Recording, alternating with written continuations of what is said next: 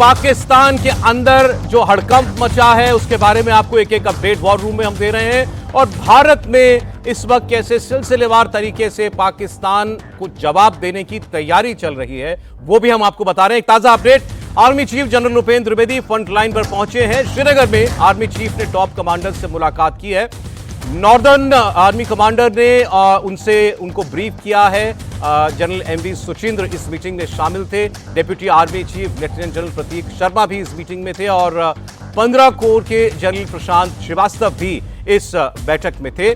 श्रीनगर में army chief ने operations की पूरी जानकारी ली और जम्मू कश्मीर के उपराज्यपाल मनोज सिन्हा से भी हमारे आर्मी चीफ की मुलाकात हुई है। यह तस्वीर बड़ी महत्वपूर्ण है जिसमें आप देख रहे हैं आर्मी चीफ और उनके आर्मी कमांडर्स के बीच बातचीत हो रही है। और जरा पीछे जो बोर्ड लगा है उसके बारे में मैं आपको बता दूं, इसमें गीता के श्लोक लिखे हैं जो आप ये बहुत सोच समझ के तस्वीर जो है वो डाली गई है। और गीता का मैसेज क्या है?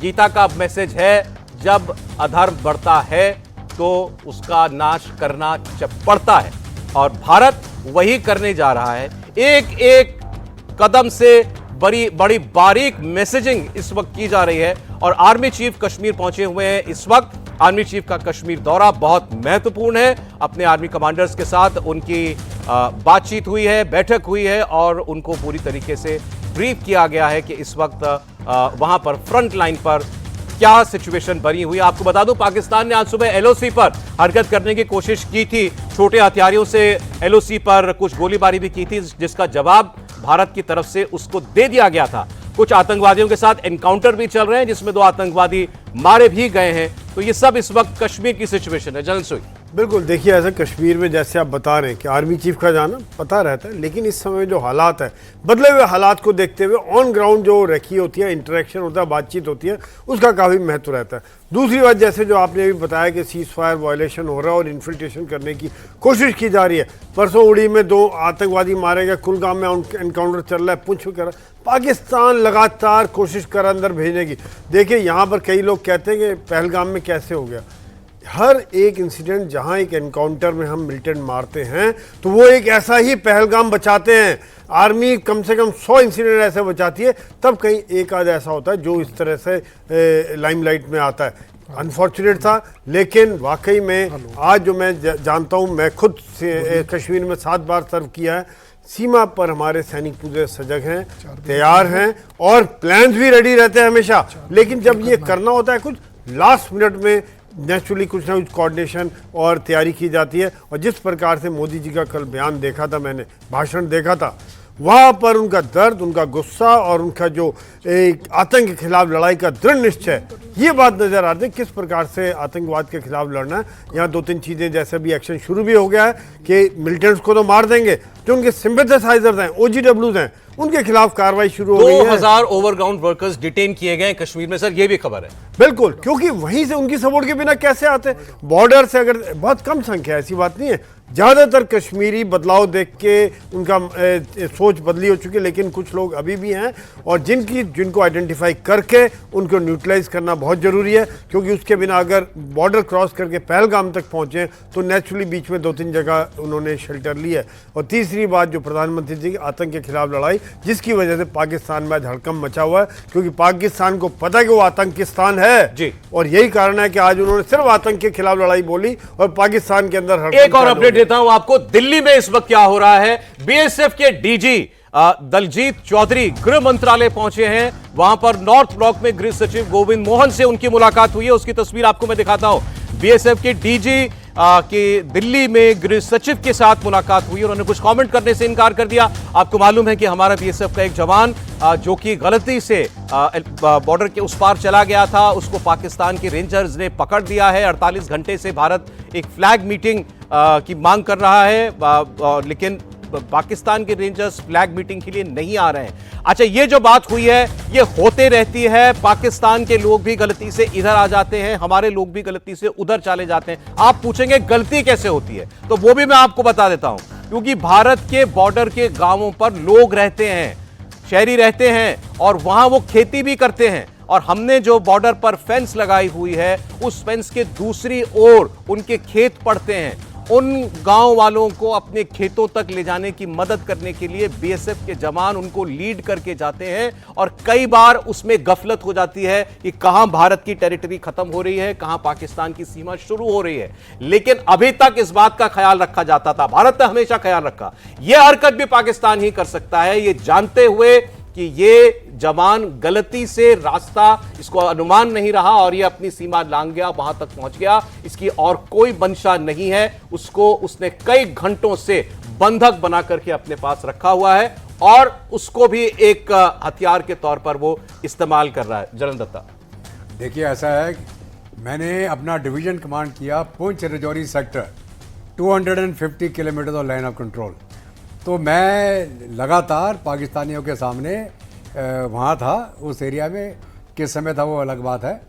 और जो हमारी डिफेंसेस हैं वहाँ पे लाइन ऑफ कंट्रोल में और पाकिस्तानी हमारे सामने हैं, बहुत बार पाकिस्तानी भी गलती से लाइन ऑफ कंट्रोल क्रॉस करके आ जाते थे, पकड़े जाते थे वो और बाद में नेगोशिएट होकर हम उनको रिलीज़ कर देते थे।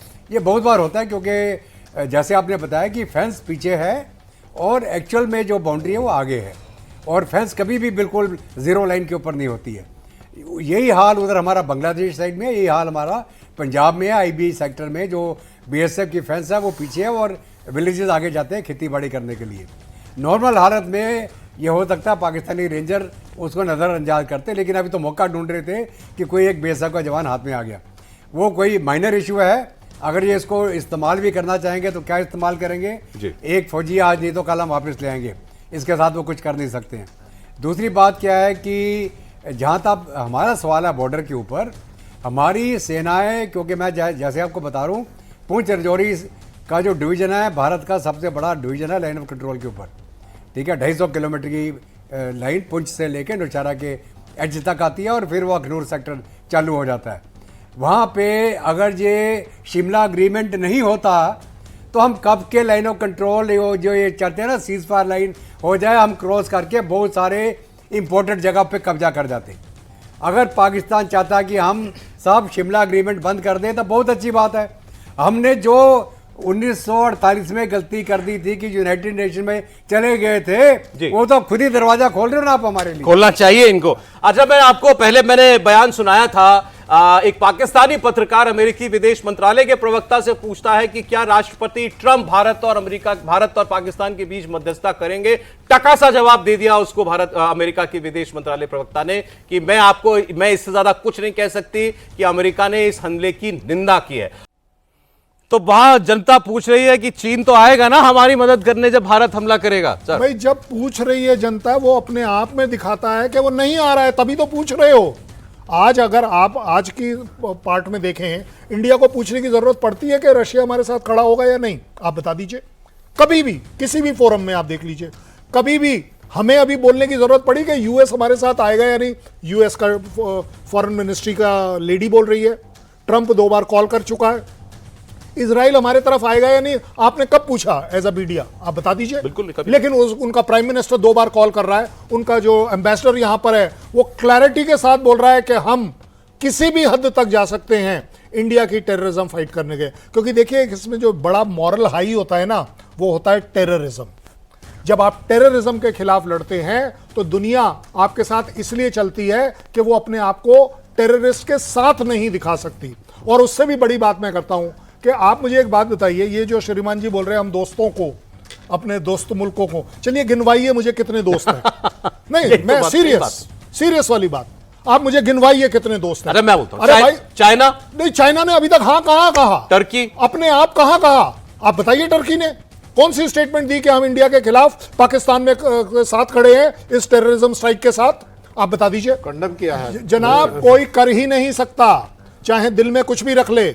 पाकिस्तान ने भी कल कर दिया ना कि हमें दुख है इस बात का, अब करा ना, क्योंकि दिख गया चारों तरफ से क्या हो रहा है।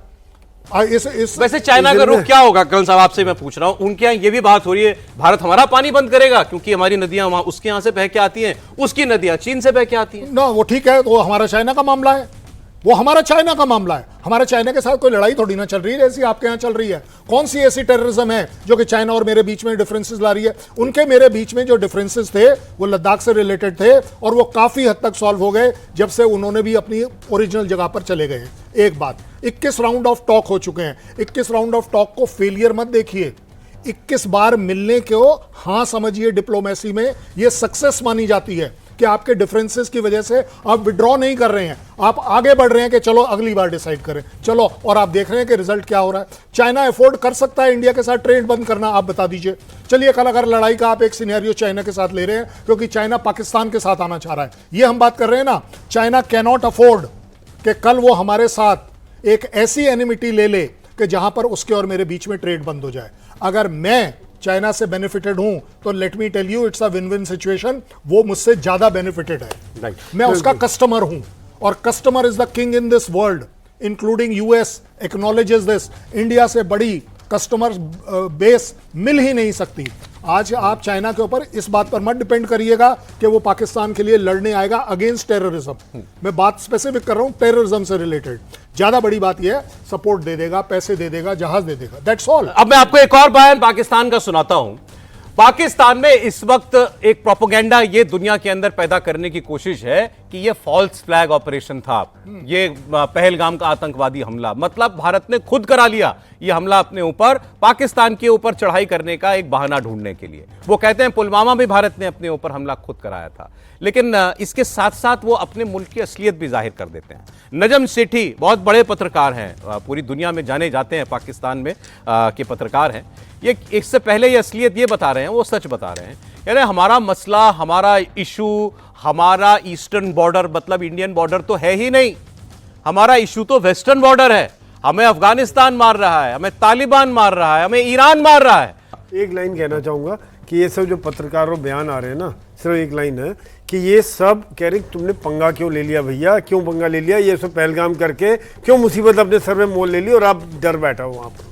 देखिए, इसका जो बेस देखा जाए कि मुनीर के ऊपर में बहुत प्रेशर था अपनी सेना का और वहाँ से अफ़गानिस्तान की तरफ से, और इंटरनल प्रेशर अपने को रिलेवेंट बनाने के लिए इन्होंने ये हमला कराया है, जिससे कि हमला होने के बाद में ये प्रॉक्सी वार है, डायरेक्ट वार नहीं कर सकते, इसलिए प्रॉक्सी है। जहाँ तक ये कह रहे हैं कि हिंदुस्तान इनके ऊपर हमला करना चाहता था, हमने तो हमला इसके बाद में हमला नहीं किया। हमने तो जो है डिप्लोमेटिक प्रेशर, डिप्लोमेटिक, अगर हमें हमले का बहाना ही चाहिए था तो जैसे ये हुआ था फटाक से जाके इनके ऊपर रेडी अटैक है भाई कर दो। लेकिन ये सारी बेबुनियादी बेतुकी बातें हैं जो कि कोई किसी को हजम नहीं होएगी। इंटरनेशनल मीडिया या कोई भी इनको सीरियसली नहीं लेता है पाकिस्तान को, और पाकिस्तान ऐसे बयान दे करके अपने आप को और एक्सपोज कर रहा है और अपनी साख को घटा रहा है। एक मैच्योर बयान या कोई वो तत्व के बेस पर कोई बयान देगा तो वो अच्छा है। इसको कौन बात को मानेगा कि जो फ्लैग ऑपरेशन है, कितना भी कहता रहे पाकिस्तान, तो ये पाकिस्तान की सब मनगढ़ंत कहानियां हैं अपने, और इनमें इंडिविजुअल जैसा कि फौज वहाँ पे अपने आप को रिलेवेंट बना के रखना चाहती है, और ये सारा करा धरा जो है वो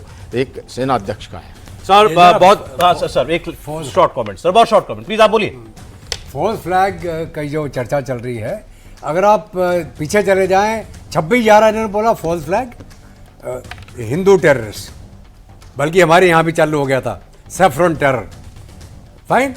उसके बाद इन्होंने कारगिल बोला कि हम है ही नहीं फॉल्स फ्लैग, छत्तीस सिंहपुरा बोला फॉल्स फ्लैग, अभी ये बोला ये Pahalgam false flag, Pulwama false flag. इनको शर्म नहीं आती, पुलवामा फॉल्स फ्लैग। बेशर्म देश है जो कहता कुछ है करता कुछ है, और रोज इनकी स्टेटमेंट चेंज होते हैं, बाद में इनके अपने लीडर मुंह खोलते हैं कि हाँ हमने किया था। अपनी साख को गिरा रहे हैं खुद। ये पाकिस्तान है आपके लिए। एक सेकंड लगाऊंगा सर, बहुत शॉर्ट। अब बिल्कुल शॉर्ट से भी शॉर्ट।